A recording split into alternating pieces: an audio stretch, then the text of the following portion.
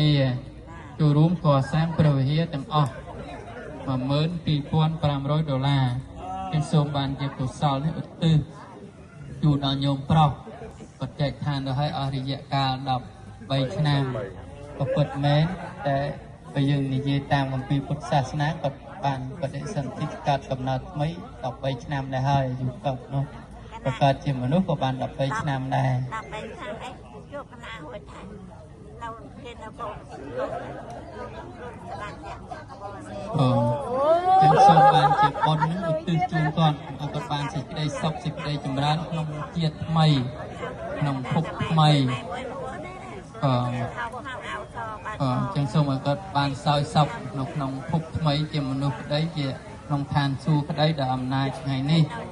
កូនចៅញាតិមិត្តរបស់ញោមបានធ្វើបុណ្យចម្រើនប្រជញ្ញជូនញោម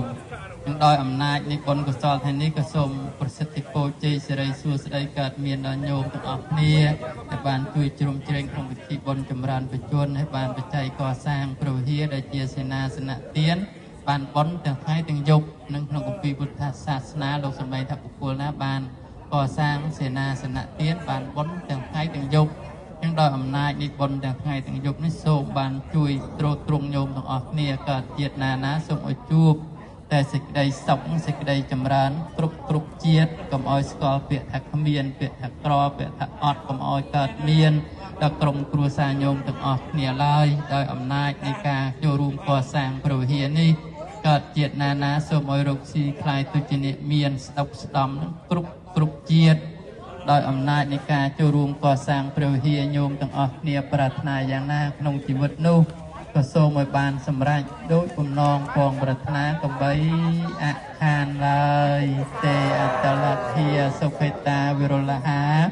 ពុទ្ធសាសនារោគិយសុខេតាហោថាសហសពេហិញ្ញតិភិនៈទាំងឡាយទាំងបុរសទាំងស្ត្រីចូលបាននៅប្រយោជន៍បាននៅសេចក្តីសុខចូលចម្រើនក្នុងព្រះពុទ្ធសាសនាចូលកុំឲ្យមានរោគ